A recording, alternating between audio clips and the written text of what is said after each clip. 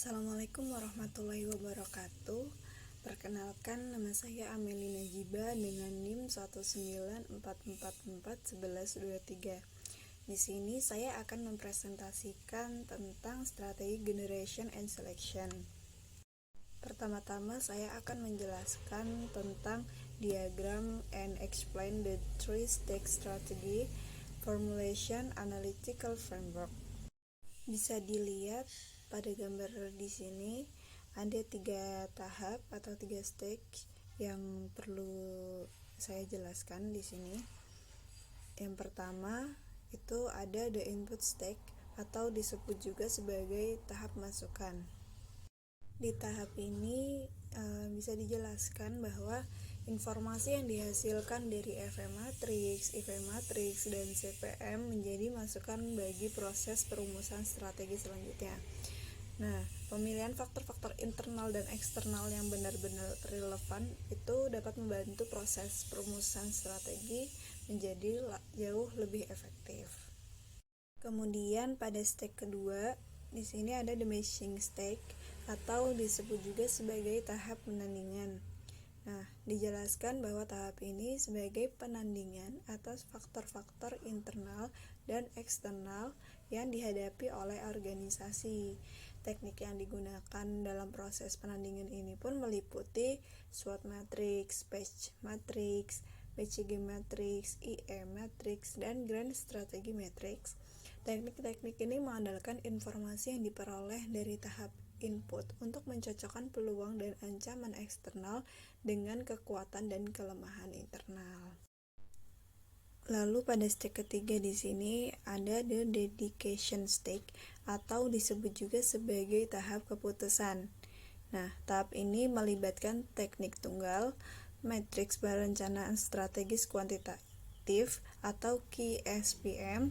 Nah, KSPM di sini menggunakan informasi input dari tahap 1 untuk mengevaluasi secara objektif strategi alternatif yang layak diidentifikasi pada tahap kedua. Ini mengungkapkan daya tarik relatif dari strategi alternatif dan dengan demikian memberikan dasar objektif untuk memilih strategi tertentu. Dilanjut diagram yang kedua. Di sini ada diagram and explain the strength, weakness, opportunities, traits atau disebut juga sebagai SWOT matrix.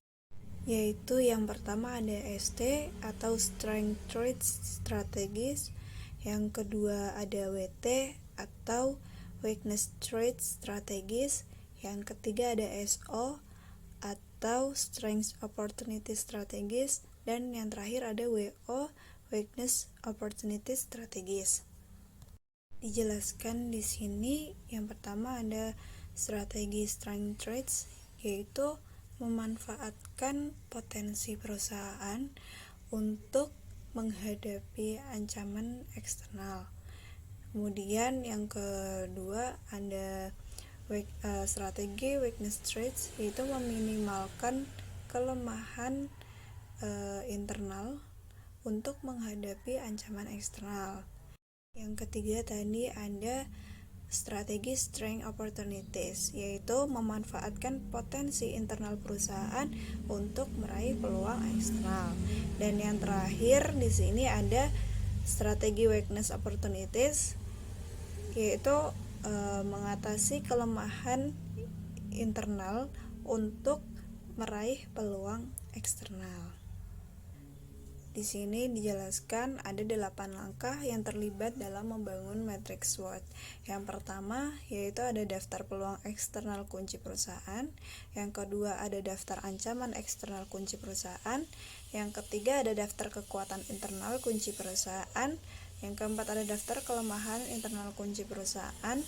Yang kelima ada kekuatan internal dengan peluang eksternal dan mencatat hasil strategi strength opportunities. Kemudian yang keenam ada cocokkan kelemahan internal dengan peluang eksternal dan mencatat hasil strategi weakness opportunities. Kemudian yang ketujuh ada cocokkan kekuatan internal dengan ancaman eksternal dan catatan hasil strategis strength traits. Yang terakhir yaitu ada cocokkan kelemahan internal dengan ancaman eksternal dan catat hasil strategi weakness trade. Meskipun SWOT matrix ini secara luas digunakan dalam perencanaan strategis, namun analisis ini memiliki beberapa keterbatasan. Yang pertama, SWOT matrix tidak menunjukkan cara untuk mencapai keunggulan kompetitif, dan yang kedua, SWOT matrix adalah hasil penilaian statis dalam suatu waktu tertentu. Dan yang terakhir, yang ketiga, organisasi mungkin memberikan penilaian berlebih atas satu atau lebih faktor internal dan eksternal tertentu. Oke, dilanjut diagram yang ketiga, yaitu ada diagram and explain the strategic position and action evaluation, atau disebut juga sebagai space matrix. Pada diagram ini dijelaskan bahwa ada kerangka 4 kuadran yang menunjukkan apakah strategi yang agresif, konservatif, defensif, atau kompetitif yang paling tepat untuk diterapkan dalam organisasi. Matrix space mewakili dua dimensi internal, yaitu ada posisi keuangan atau financial position, kemudian yang kedua ada posisi kompetitif atau competitive position, serta dua dimensi eksternal yaitu posisi stabilitas atau stability position, dan yang kedua posisi industri atau industry position. Nah, bentuk space matrix dan faktor yang menjadi pertimbangan itu ditunjukkan dalam diagram ini.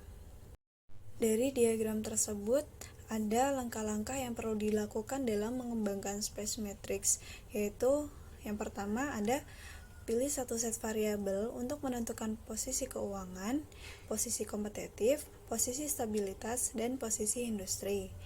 Kemudian yang kedua yaitu menetapkan nilai numerik mulai dari plus 1 yang terburuk hingga plus 7 yang terbaik untuk setiap variabel yang membentuk dimensi financial position dan industry position.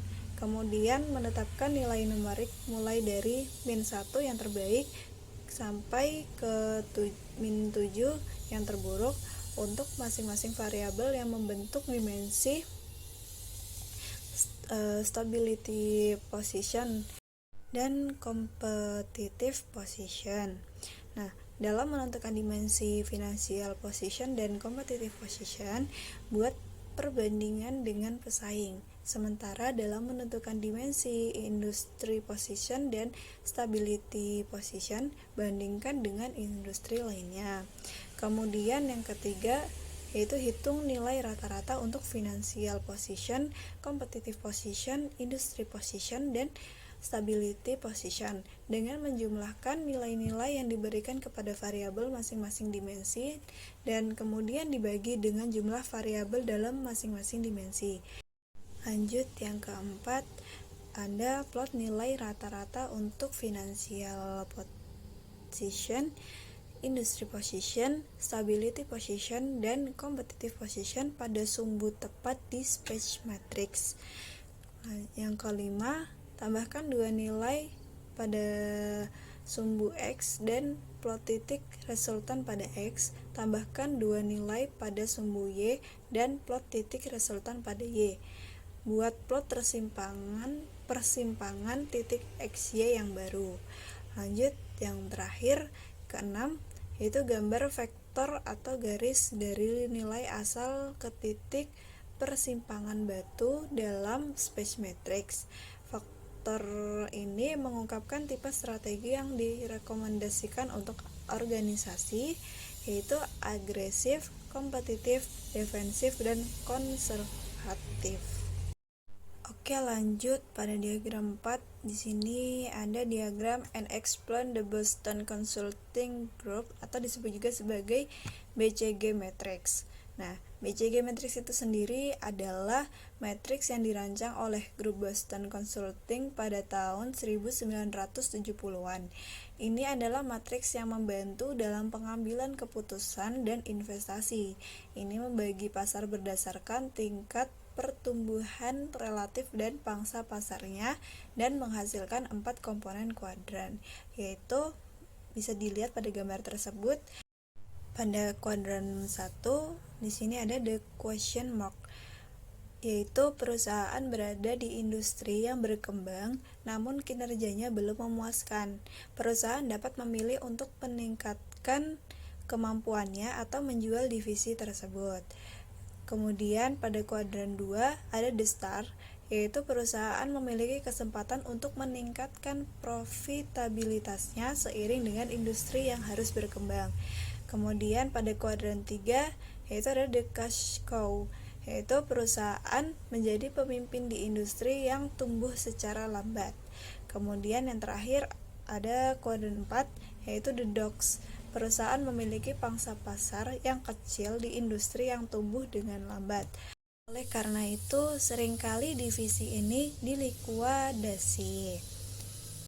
BCG Matrix ini memiliki kelebihan dan kelemahannya sendiri.